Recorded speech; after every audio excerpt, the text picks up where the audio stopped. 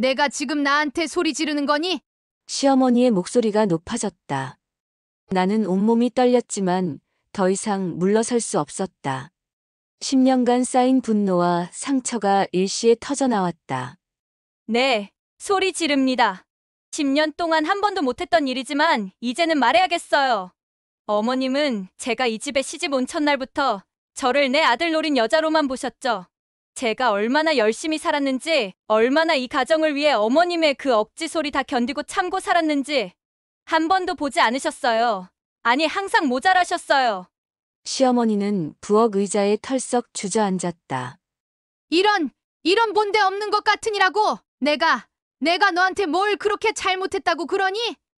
아들 하나 키우느라 얼마나 고생했는데. 저도 압니다. 어머님이 지수 아빠 키우시느라 고생 많이 하셨다는 거요. 하지만 그게 저를 매일 깎아내리고 모욕할 이유가 되나요? 제가 일하는 것도 놀러 다닌다, 도망친다고 하시고 집안일을 해도 대충 한다, 게으르다고 하셨죠. 어머님 눈에는 제가 뭘 해도 틀렸어요. 그건 너더러 더 잘하라고 한 말이지. 아니요. 어머님, 그건 저를 통제하고 제 자존감을 떨어뜨리기 위한 말이었어요. 시어머니의 눈에 분노와 당혹감이 교차했다. 그녀는 한 번도 자신의 행동을 이런 식으로 돌아본 적이 없을 것이다. 어머님 아들과 저는 서로 사랑해서 결혼했어요. 같이 가정을 꾸리고 아이들을 키우기로 했죠. 그런데 어머님은 그 모든 과정에서 저를 적으로 여기셨어요. 마치 아들을 빼앗아간 도둑처럼요. 시어머니의 입술이 떨렸다. 처음으로 그녀의 강인한 외면이 흔들리는 것을 보았다. 그리고 지금 남편이 다른 여자를 만나고 있는데 어머님은 그게 당연하다고 하세요. 남자니까 그럴 수 있다고요? 그럼 저는 뭔가요? 참기만 해야 하는 인형인가요? 저도 인간이에요. 남편 뼈 깎아서 먹고 사는 기생충이 아니라 저도 같이 일했다고요. 저도 벌만큼 벌어요. 이런 못돼먹은 어디다가 눈을 똑바로 뜨고 대드는 거냐? 내 애미애비가 그렇게 가르치대? 어디서 되먹지 못하게 시어머니한테 소리를 지르고 대들어? 이런 본데 없는 거. 너희들이 우리 아들, 저 보기도 아까운 내 새끼 등골 다 빼먹는 거 맞지? 무슨 소리냐? 그래, 내가 벌만큼 벌어서 그렇게 허구 헛날 쪼들리는 거냐? 어머니, 솔직히 말씀드려요? 철철이 어머니 친구분들하고 꽃구경 단풍 구경 보내드리고 명절이고 생신이고 선물에 무슨 날 때마다 어머니가 음식 상다리가 부러지게 하셔서 다들 나눠주고 그런 거에 돈이 얼마나 들어가는지는 아세요? 지금 바로 열어서 보여드릴 수 있어요. 어머니한테 돈이 얼마가 들어가는지. 그래도 저 한 번도 그 돈 아깝다고 생각한 적 없었어요. 어머니 해드릴 수 있어서 다행이라고 생각했다고요. 그런데 애들한테까지 벌어지 기생충이라며 대놓고 말씀하시는 건 아니잖아요? 그 아이들이 아빠가 벌어오는 것 좀 먹는 게 그게 그렇게 죽일 일인가요? 이래도 제가 너무한가요? 그런데 남편 바람까지 피우면 제가 누구 믿고 무슨 낙으로 살아요? 지렁이도 밟으면 꿈틀해요. 저는 지렁이만도 못한가요? 어머니, 저도 인간이라고요. 10년 동안 단 한 번도 말대꾸도 하지 않고 살았다. 그런데 더 이상은 견딜 수 없었다. 뭐, 그 얄궂고 가짜는 거 해주고 위세냐? 내가 쓰면 얼마나 썼다고, 내가 다 썼다고 하는 거냐?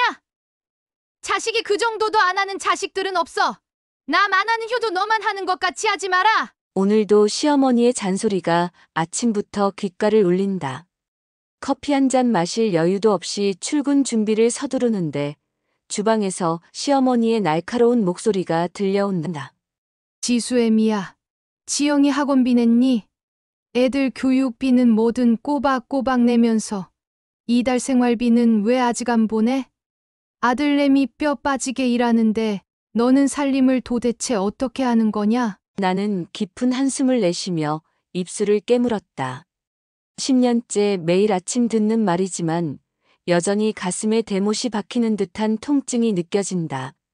나도 매일 아침 7시부터 나가서 저녁 6시까지 일하는 워킹맘이다. 하지만 시어머니 눈에는 내가 아들의 등에 타고 기생충처럼 사는 며느리일 뿐이다. 어머님, 제 월급날이 25일이라 항상 25일 날 입금되잖아요. 내일이 25일이에요.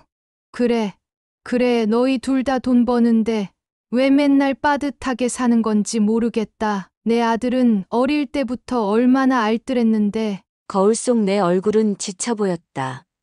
45세. 한창 나이지만 마음은 이미 80대 노인이 된 것 같다. 두 아이를 키우고 직장에 다니고 집안일을 하면서도 시어머니의 끊임없는 비난 속에 살다 보니 영혼까지 고갈된 느낌이다. 출근길 남편에게서 전화가 왔다. 여보, 오늘 저녁에 회식이 있어서 늦을 것 같아. 어머니께 말씀드려줘. 또, 지난주에도 매일 회식이더니 그 회사는 무슨 회식이 그렇게 잦아? 잠시 침묵이 흘렀다. 회사 일이 바빠서 그래. 너도 알잖아. 요즘 프로젝트 끝내느라. 그리고 어머니께 당신이 말씀드리지. 왜 맨날 나한테 말하래? 말끝을 흐리는 그의 목소리에 왠지 모를 불안감이 엄습했다. 최근 몇 개월간 남편의 귀가 시간은 점점 늦어졌고 주말에도 일이라며 외출이 잦아졌다. 휴대폰을 자주 확인하고 갑자기 샤워를 꼼꼼히 하고 향수를 뿌리기 시작한 남편. 모든 징후가 있었지만 나는 믿고 싶지 않았다. 사무실에 도착해 업무를 시작하려는데 시어머니에게서 전화가 왔다. 승희야, 지영이가 학교에서 전화 왔는데 감기 기운이 있대. 열나고 토한다더라. 병원에 데려가야 할 것 같은데 너 지금 올 수 있니? 어머님, 제가 지금 중요한 회의가 있어서 혹시 어머님께서 아이고, 내가 무슨 힘으로? 너희 애들 키우느라 이 나이에 힘들어 죽겠다. 애 엄마가 되어서 애들은 나한테 다 맡겨놓는 것도 한도가 있지. 애 엄마가 직장 다니겠다고 고집 피우더니 정작 애들 아플 때는 할머니한테 다 미루고. 결국 회의를 빠지고 학교로 향했다. 상사의 얼굴에 당혹감이 역력했지만 어쩔 수 없었다. 이번 달에만 3번째 조퇴다. 승진은 물 건너간 듯 했다. 딸 지영이를 데리고 병원에 갔다가 집에 돌아오니 시어머니는 TV를 보고 계셨다. 집안은 아침에 내가 정리해 놓은 그대로였다. 어머님, 혹시 지수 학원 갔어요? 아, 맞다. 지수 전화 왔었는데 깜빡했네. 학원 선생님이 오늘 특강 있다고 1시간 더 한대. 어머, 그럼 지금 끝났겠네요. 제가 데리러 가야. 벌써 시간이 그렇게 됐니? 시간 참 빠르네. 아직 저녁 준비도 안 했는데. 한숨이 나왔다. 딸을 데리러 가면서 머릿속으로 빠르게 저녁 메뉴를 생각했다. 집에 있는 재료로 뭘 만들 수 있을까? 저녁 식사 시간 시어머니는 국물을 한술 떠보더니 인상을 찌푸렸다. 찌개가 너무 짜네. 요즘 젊은 사람들은 입맛이 왜 이렇게 짜지? 나중에 고혈압 오는 거 아니야? 아이들은 조용히 밥을 먹었다. 9살 지수와 8살 지영이는 이미 이런 상황에 익숙해져 버렸다. 할머니의 잔소리를 무시하는 법을 일찍 터득한 것이다. 내 마음이 더 아팠다. 어머님, 죄송해요. 다음에는 조금 싱겁게 할게요. 그날 밤 10시 남편이 돌아왔다. 술 냄새가 진동했고 평소보다 더 활기찬 모습이었다. 회식 잘했어? 응. 거래처에서 좋은 소식이 있어서 다들 기분이 좋았어. 그리고 다음 날 아침 근데 오늘 찌개는 왜 이렇게 짜? 찌개 당신이 끓였어. 엄마도 싫어하셨겠다. 그 말에 참았던 눈물이 왈칵 쏟아질 것 같았다. 하지만 이내 감정을 추스르고 침착하게 물었다. 여보, 요즘 회식이 너무 잦은 것 같아. 혹시 다른 이유라도 있어? 남편의 손이 살짝 떨렸다. 그의 눈길이 내 시선을 피했다. 무슨 소리야? 그냥 회사 일이 바빠서 나도 힘들어 죽겠어. 그러던 어느 날 뜻밖의 일이 일어났다. 지영이 학교에서 돌아와 갑자기 고열로 쓰러진 것이다. 급히 병원으로 데려갔더니 폐렴 초기 증상이라고 했다. 다행히 빨리 발견해 큰 문제는 없었지만 입원이 필요했다. 병원에서 밤을 지새우는데 갑자기 병실 문이 열리고 시어머니가 들어왔다. 그녀의 얼굴은 걱정으로 가득 차 있었다. 지영이는 어떠냐? 많이 아프냐? 그녀의 진심 어린 걱정에 놀랐다. 평소 냉담하던 시어머니가 아닌 것 같았다. 이제 좀 열이 내려갔어요. 의사 선생님이 내일이면 많이 좋아질 거래요. 시어머니는 조용히 지영의 이마를 만졌다. 그리고 나를 바라보며 말했다. 너도 피곤할 텐데 잠시 나가서 밥이라도 먹고 와. 내가 있을게. 그 말에 더 놀랐다. 시어머니가 나를 걱정하는 말을 한 건 결혼 이후 처음이었다. 평화로운 날들도 잠시, 최근 몇 개월 사이 남편의 행동이 이상해졌다. 처음에는 단순히 일이 바빠진 탓이라 생각했다. 그는 항상 책임감 강한 사람이었고, 회사에서도 인정받는 직원이었으니까. 요즘 회사 일이 많아서 미안해. 남편은 늦은 귀가를 그렇게 설명했다. 처음에는 이해했다. 하지만 점점 일 때문이라는 변명이 늘어났다. 주말에도 갑자기 급한 회의가 생겼다며 나가더니 저녁 늦게 들어왔고, 평일에는 팀원들과의 회식이 잦아졌다. 이번 프로젝트가 끝나면 좀 나아질 거야. 그의 약속은 지켜지지 않았다. 한 프로젝트가 끝나면 또 다른 프로젝트가 시작됐고, 그의 늦은 귀가와 주말 외출은 계속됐다. 의심이 들기 시작했다. 전화를 걸면 바로 받지 않고 나중에 걸려오거나 갑자기 샤워를 꼼꼼히 하고 향수를 뿌리기 시작했다. 모든 징후가 있었지만 나는 믿고 싶지 않았다. 우리는 10년을 함께했고 두 아이의 부모였다. 다른 남자들은 다 그래도 내 남편은 나를 배신할 리 없다고 생각했다. 그러던 어느 날 밤 모든 의심이 현실이 되는 순간이 찾아왔다. 남편이 샤워를 하고 나와 일찍 잠들었다. 보통 때라면 핸드폰을 확인하고 이리저리 만지작거리는데 그날은 유독 피곤했는지 바로 잠들어 버렸다. 그때 남편의 휴대폰에서 카톡 알림음이 울렸다. 평소라면 별 생각 없이 넘겼을 텐데 최근 남편의 이상한 행동들이 머릿속을 맴돌았다. 남편은 깊이 잠든 듯 했다. 잠시 망설이다 그의 휴대폰을 들었다. 김 부장이라는 이름의 카톡이 보였다. 핸드폰을 열려고 하니 비밀번호가 맞지 않았다. 비번을 바꾼 모양이었다. 자기야, 오늘 보고 싶었는데 아쉽다. 내일 보자. 잘 자 사랑해요. 순간 머릿속이 하얘졌다. 눈앞이 흐려지고 심장이 미친 듯이 뛰었다. 김 부장. 남편이 종종 언급했던 여자 부장이었다. 40대 초반의 능력 있는 여성이라고 했던 남편보다 직급이 높은 사람. 손이 떨렸다. 남편의 핸드폰을 들고 조심조심 지문인식을 가져다 대자 핸드폰이 열렸다. 살며시 거실로 나와 위로 스크롤해 이전 대화를 확인했다. 나도 사랑해. 이따가 일 끝나고 보자.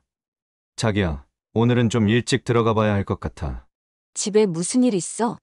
아니, 그냥 요즘 의심하는 것 같아서 조심해서 나쁠 것 없잖아. 그 대신 내일은 꼭 보자. 알았어. 그래도 내일은 꼭 봐야 해. 지난번 호텔 좋았는데 거기.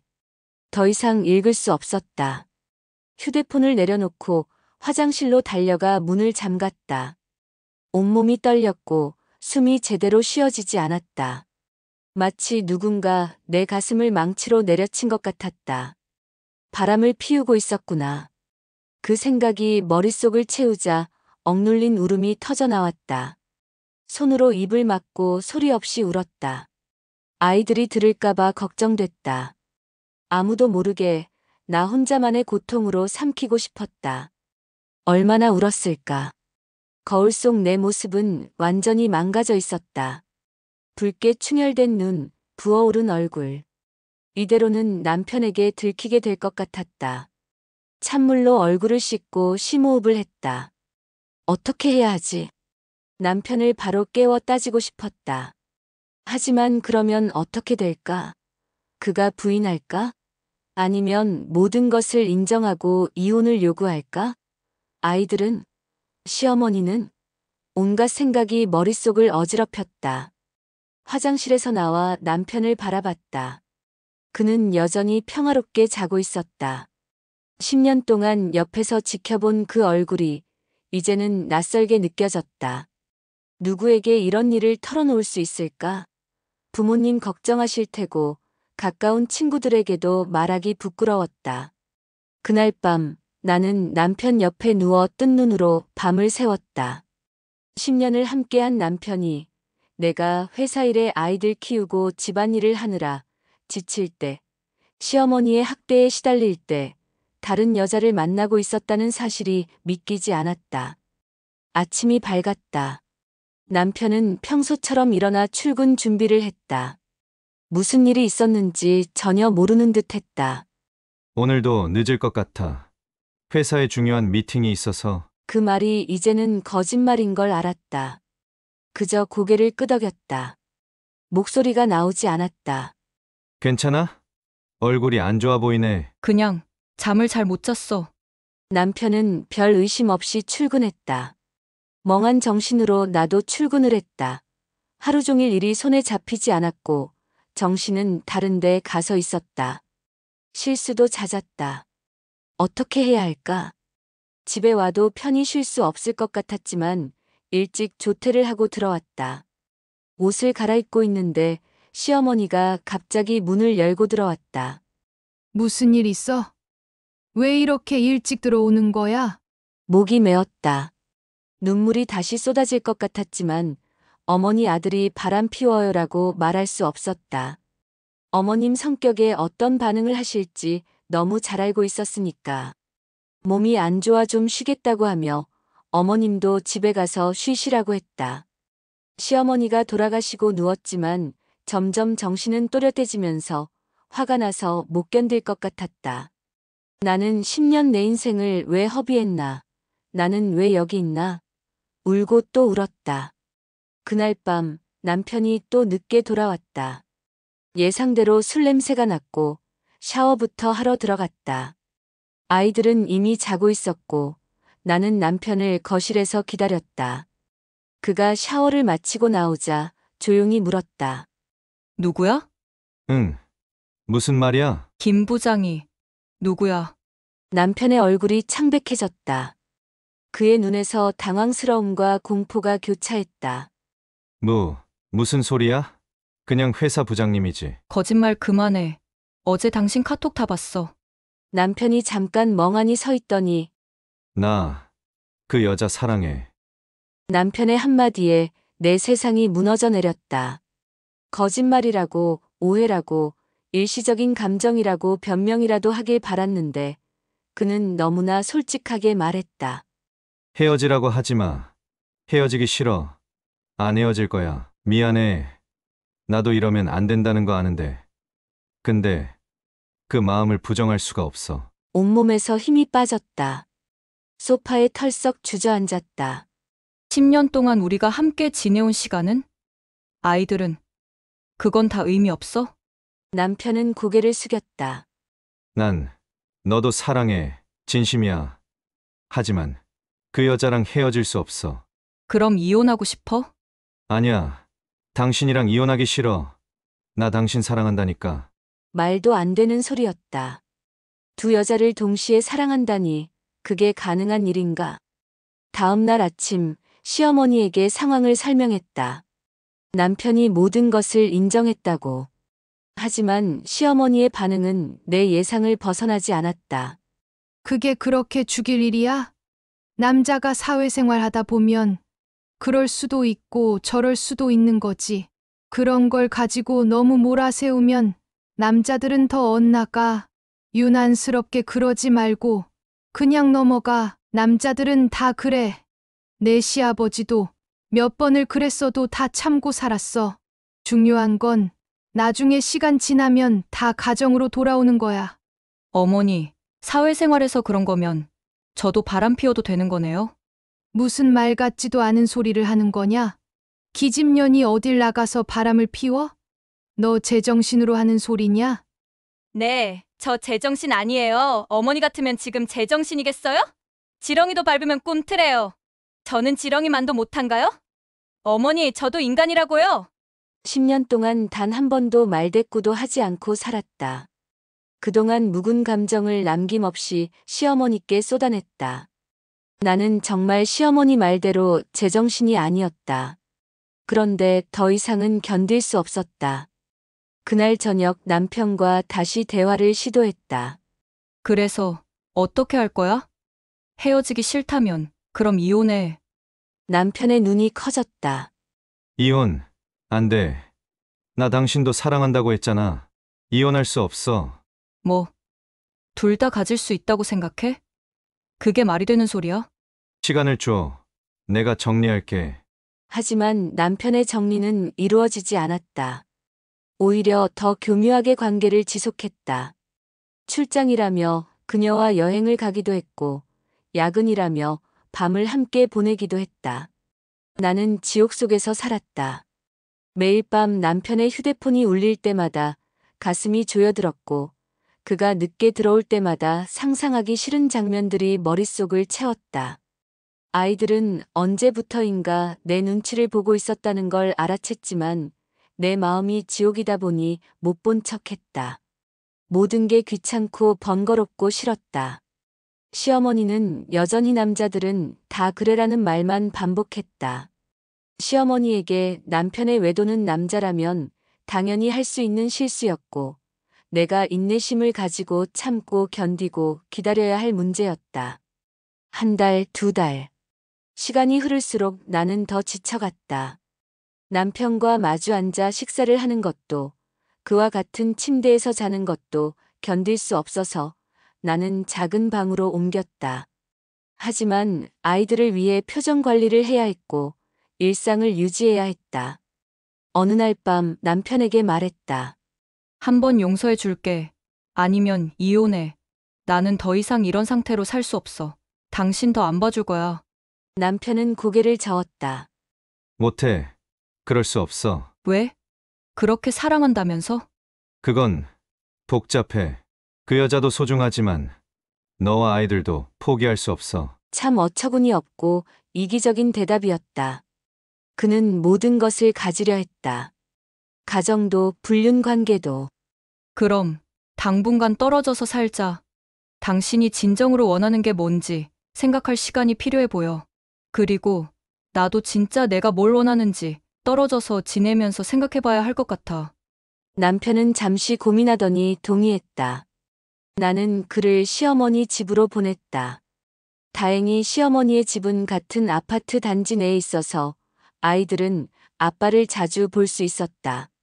처음으로 혼자 남겨진 집에서 나는 깊은 숨을 들이마셨다. 10년 만에 처음으로 나를 위한 시간이 생겼다. 비통한 상황이었지만 어딘가 홀가분한 느낌도 있었다. 시어머니는 틈만 나면 참을성이 없니 남편 알기를 뭐같이 안다는 둥 했다. 하지만 남편의 행동은 달랐다. 그는 여전히 그 여자와 만남을 지속했고 이제는 더 노골적이었다. 아마 시어머니 집에서 더 자유롭게 움직일 수 있었기 때문일 것이다. 한 달이 지났다. 남편은 한 번 아이들을 보러 왔지만 나와의 대화는 불편해했다. 그는 여전히 복잡한 상황이라며 명확한 입장을 밝히지 않았다. 나는 어렵게 마음을 정했다. 어느 날 지수가 학교에서 돌아와 물었다. 엄마, 아빠는 언제 와요? 그 질문에 가슴이 찢어지는 듯 했다. 아이들에게 어떻게 설명해야 할지 막막했다. 아빠는 지금 할머니와 함께 있어야 할 일이 있어. 곧 결정이 날 거야. 지수는 고개를 끄덕였지만 그 작은 눈에 의문이 가득했다. 그녀는 이미 무언가 이상하다는 것을 눈치챈 듯 했다. 남편과 결혼한 지 1년이 지나 큰딸을 낳았을 때 시어머니의 표정이 어두워지는 걸 알 수 있었다. 병원에서 아기를 처음 안고 있을 때였다. 남편은 기쁨의 눈물을 흘리며 딸아이의 작은 손가락을 어루만졌지만 시어머니는 한 걸음 물러나 서 있었다. 딸이네. 시어머니가 중얼거렸다. 나한테 들으라는 듯 충분히 크게. 그날 이후 시어머니는 노골적인 아들 타령을 시작했다. 친구들이 놀러 오면 우리 며느리는 딸만 낳았어. 다음에는 아들 낳아야 할 텐데 하며 웃곤 했다. 가족 모임에서도 우리 집안은 장손이 대를 이어야 하는데 하는 말을 반복했다. 그래도 참았다. 시어머니 세대에서는 그런 생각이 흔하다는 걸 알았고 어른에게 대들 수도 없었다. 남편은 신경 쓰지 마. 우리 딸이 얼마나 예쁜데라고 위로했지만 매일 듣는 잔소리에 마음에 상처가 쌓여갔다. 직장에 복귀할 때가 되자 더 큰 문제가 생겼다. 아이를 맡길 곳이 마땅치 않았다. 어린이집은 대기자가 많았고 베이비시터를 고용하기에는 경제적 여유가 없었다. 결국 시어머니께 아이를 봐달라고 부탁할 수밖에 없었다. 내가 이 나이에 손주까지 봐야 한다니. 시어머니는 한숨을 쉬었지만 결국 승낙하셨다. 애 엄마가 일한다고 고집 부리니 어쩔 수 없지. 그렇게 더 심해진 시어머니의 잔소리. 아침마다 출근 준비를 하면서 아이 분유와 기저귀를 챙기고 옷을 입히고 시어머니께 당부의 말을 전하곤 했다. 어머님, 3시에 분유 한 번 더 먹이시고 기저귀는 2시간마다 한 번씩 확인해 주세요. 시어머니는 매번 짜증을 내셨다. 내가 애 하나 못 키울 줄 아니? 너보다 육아 경험이 많아. 잔소리 그만하고 일이나 잘하고 와. 퇴근 후에도 시어머니의 잔소리는 계속됐다. 애가 오늘 내내 울었다. 아마 엄마가 보고 싶었나 봐. 역시 아이는 엄마가 키워야 하는데 집안일은 대충 하고 아이는 나한테 맡기고 내가 낳은 아들이 이런 며느리 만날 줄 몰랐지. 그런 말들이 가슴에 박혔지만 어쩔 수 없었다. 시어머니의 도움 없이는 직장 생활을 계속할 수 없었고 경제적으로도 내 수입이 필요했다. 그저 묵묵히 참고 견뎠다. 남편은 가끔 어머니를 말리곤 했다. 엄마, 너무 그러지 마세요. 승희도 힘들어요. 하지만 시어머니는 더 강하게 나오셨다. 내가 뭘 안다고 내 마누라 편만 들고 내가 얼마나 고생하는지 알기나 해. 그렇게 1년이 지났다. 딸아이는 예쁘게 자라고 있었고 직장에서도 인정받기 시작했다. 하지만 집에서의 상황은 나아지지 않았다. 오히려 시어머니의 간섭과 비난은 더 심해졌다. 어느 날 퇴근 후 집에 돌아오니 딸아이가 고열로 앓고 있었다. 시어머니는 아무런 조치도 취하지 않고 있었다. 어머님, 아이가 이렇게 열이 높은데 왜 병원에 안 데려가셨어요?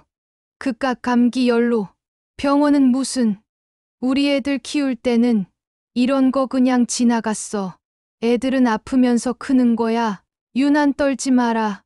화가 났지만 참았다. 아이를 안고 급히 병원으로 향했다.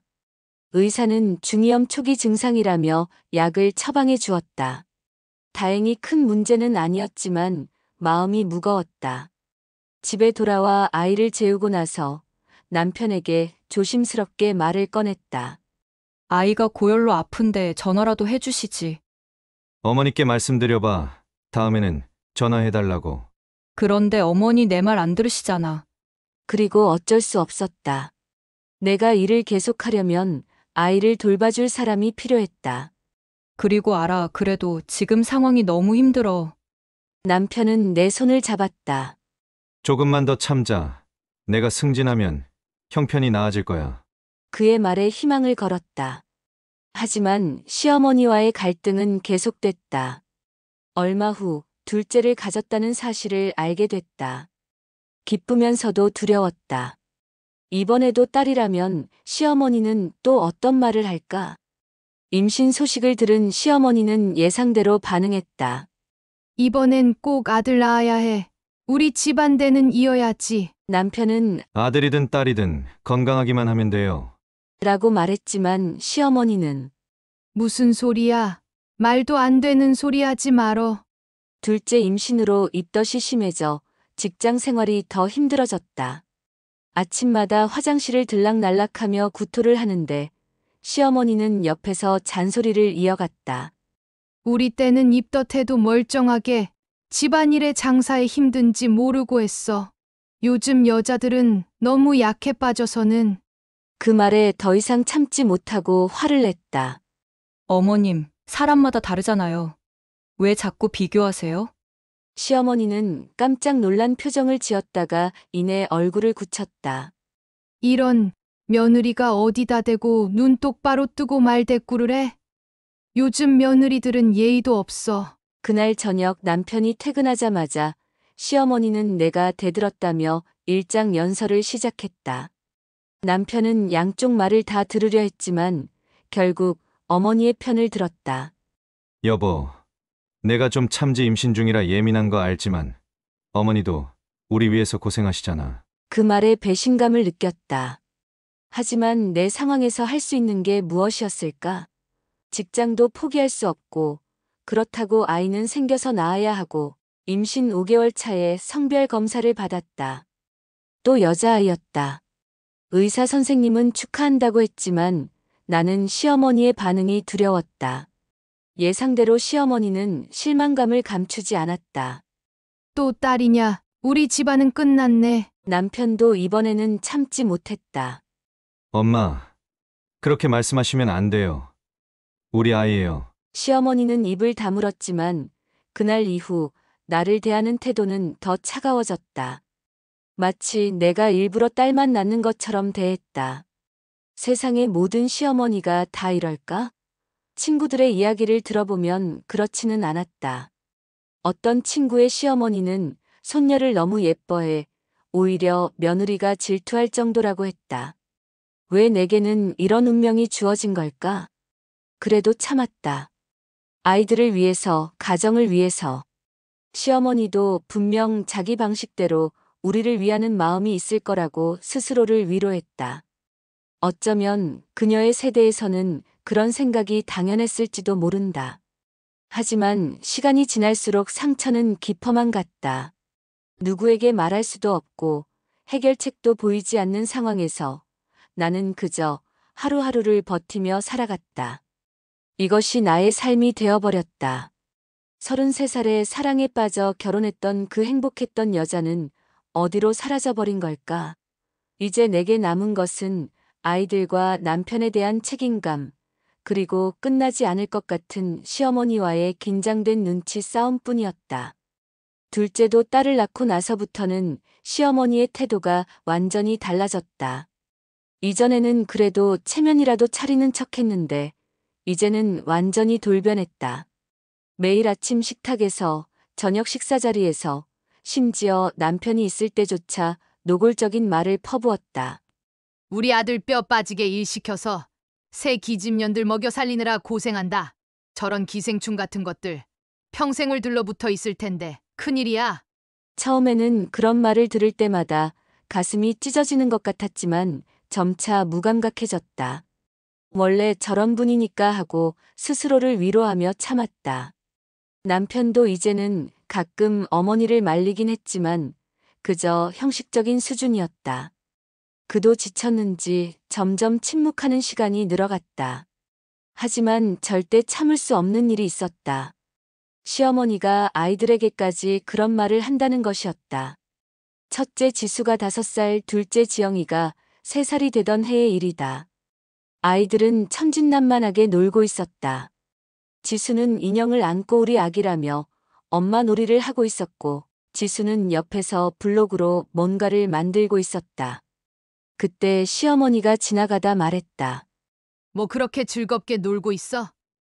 너희 아빠 뼈 빠지게 일해서 먹여 살리는데 너희는 그런 비싼 장난감을 사주고 아이고 세상 좋아졌다. 아이들의 웃음소리가 갑자기 멈췄다.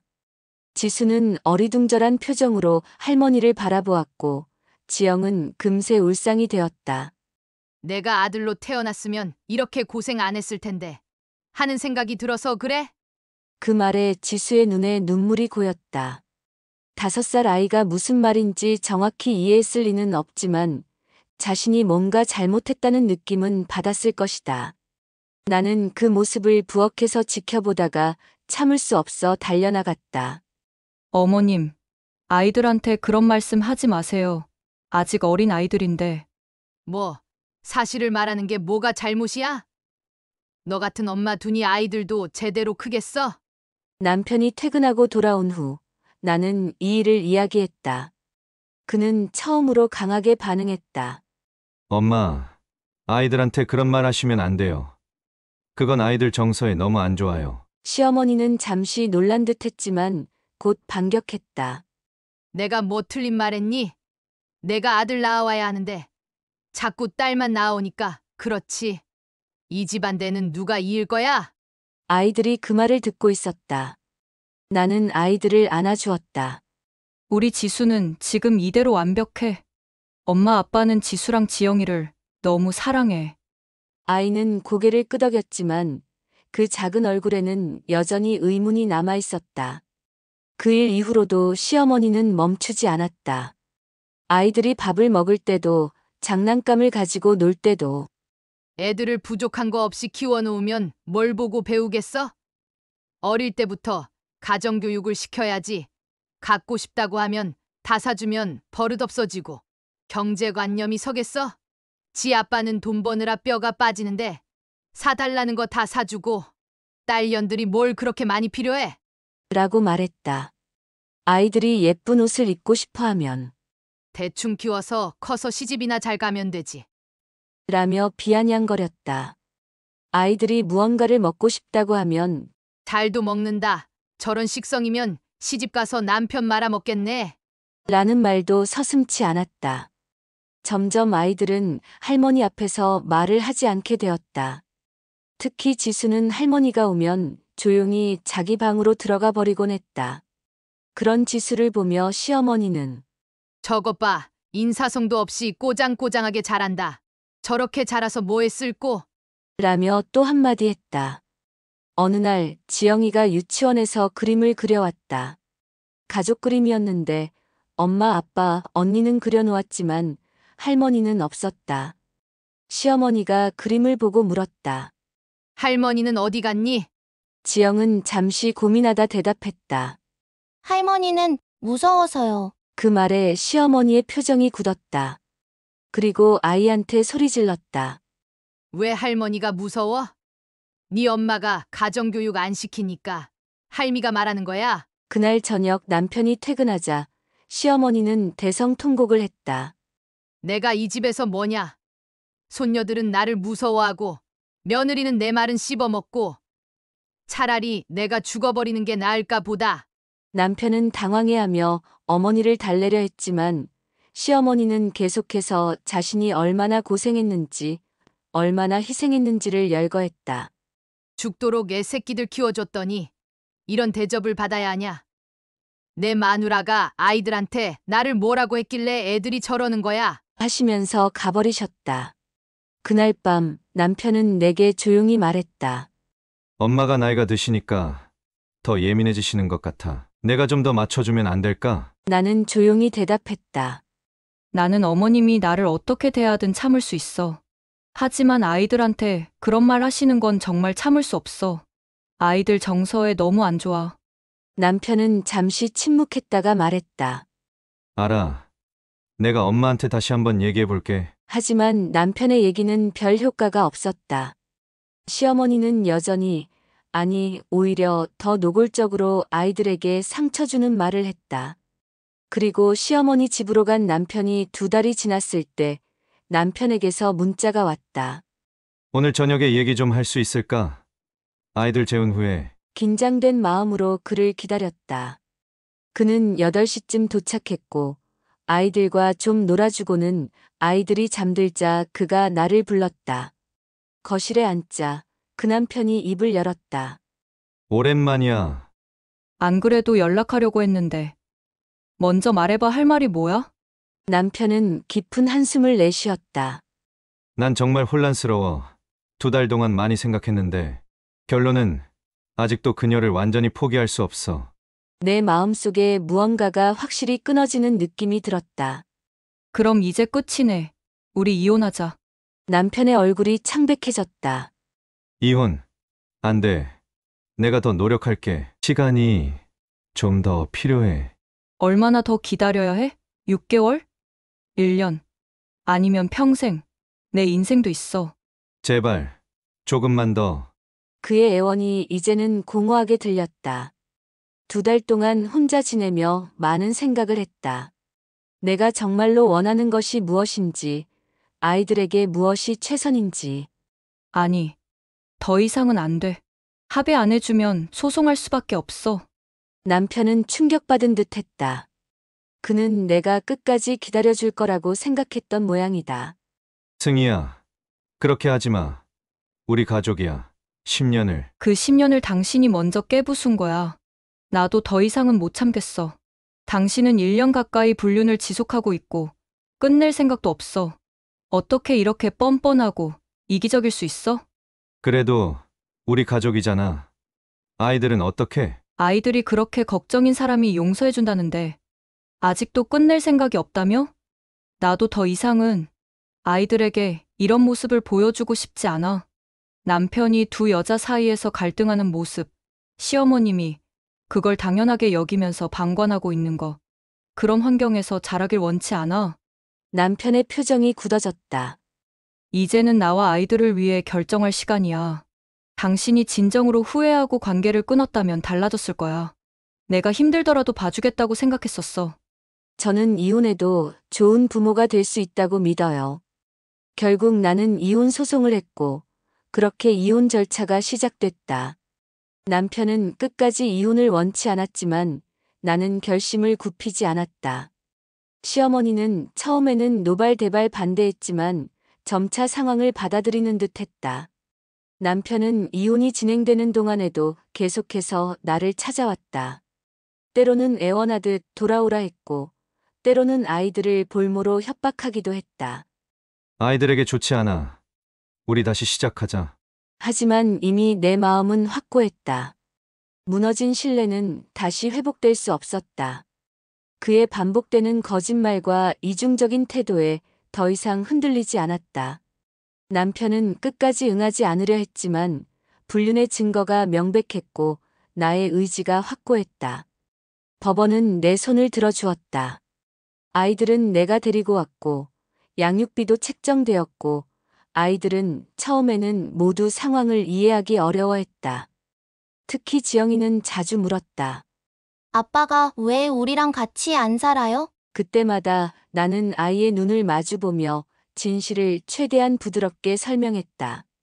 때로는 어른들 사이에 해결할 수 없는 문제가 생기기도 해. 아빠와 엄마는 더 이상 부부로 살 수 없게 됐지만 너희를 향한 사랑은 변함없어. 아빠 만나고 싶으면 만날 수 있어. 시간이 지나면서 아이들은 조금씩 적응해 갔다. 아빠는 정해진 날에 만날 수 있었고 그 시간만큼은 즐겁게 보냈다. 이혼 후 첫 1년은 정말 힘들었다. 경제적으로도 어려웠고 혼자서 두 아이를 키우는 것은 상상했던 것보다 훨씬 고됐다. 하지만 더 이상 거짓과 배신 속에서 살지 않아도 된다는 안도감이 나를 지탱해 주었다. 남편은 결국 그 여자와 함께 살게 되었다고 들었다. 가끔 아이들을 만나러 올 때면 그의 얼굴에 후회의 빛이 스치는 것을 볼 수 있었다. 하지만 이제는 그의 감정이 나에게 중요하지 않았다. 아이들이 자는 시간, 홀로 거실에 앉아 창밖을 바라보곤 했다. 서울의 밤하늘에는 별이 거의 보이지 않았지만 그 어둠 속에서도 희망을 발견할 수 있었다. 40대 중반의 이혼녀, 두 아이의 엄마. 이 꼬리표들이 처음에는 무겁게 느껴졌지만 이제는 내 정체성의 일부로 받아들이게 되었다. 어느 날 지수가 내게 물었다. 엄마, 행복해요? 순간 할 말을 잃었다.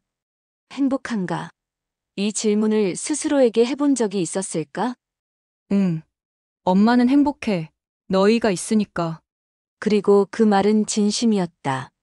완벽한 삶은 아니지만 이제 거짓 없이 살 수 있다는 것, 아이들에게 떳떳한 모습을 보여줄 수 있다는 것만으로도 충분했다.